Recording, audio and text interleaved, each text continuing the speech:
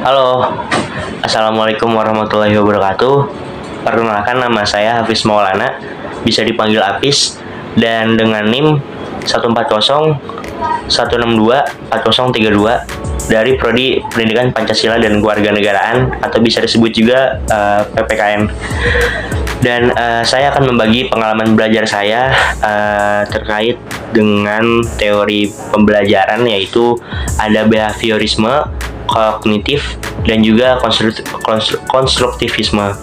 Dan bagaimana saya mengalami pengalaman belajar saya di keseharian saya, dari mulai aktivitas kuliah, organisasi BEM, dan juga menjadi pelatih ekstrakurikuler.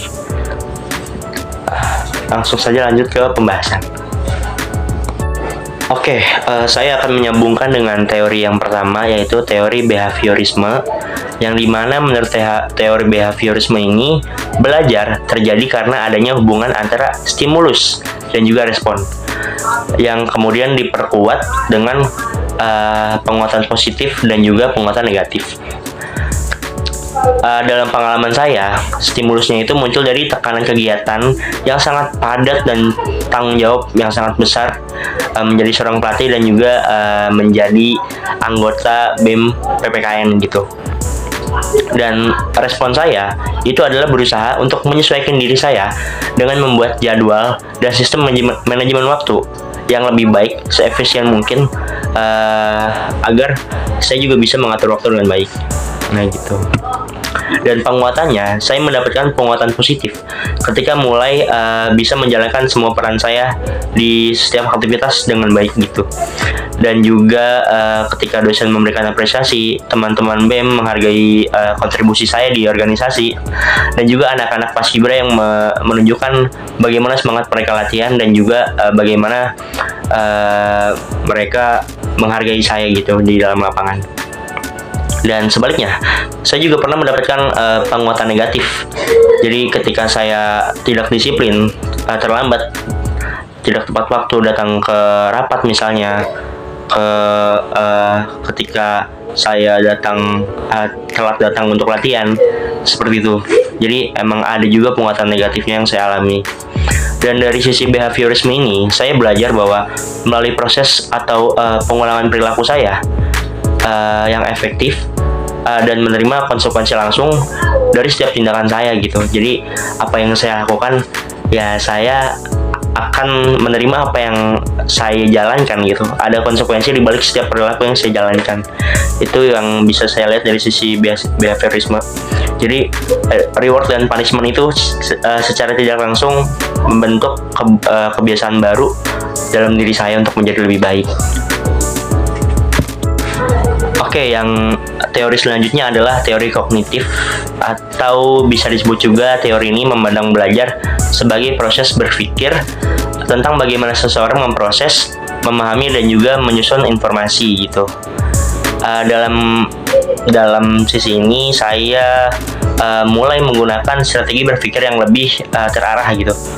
Kayak saya belajar bagaimana saya mengelola pikiran saya agar tidak panik saat tugas saya itu menumpuk, walaupun misalkan deadline-nya dalam waktu dekat gitu.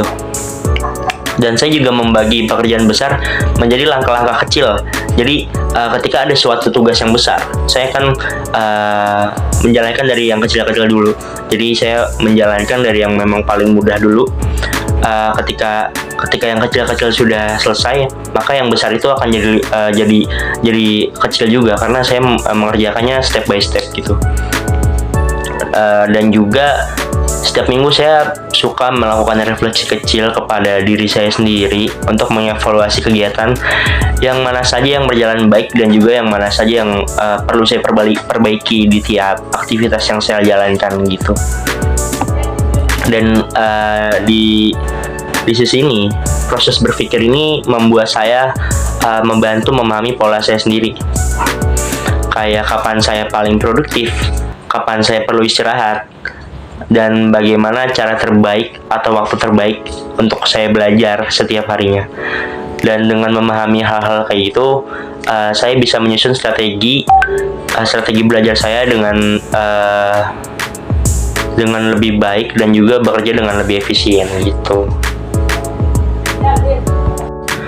Oke, kita lanjut ke teori paling terakhir, yaitu adalah teori konstruktivisme, yang dimana teori ini menekankan bahwa belajar adalah proses membangun pengetahuan diri sendiri dari pengalaman dan interaksi sosial. Dalam pengalaman saya membangun pemahaman tentang manajemen waktu dan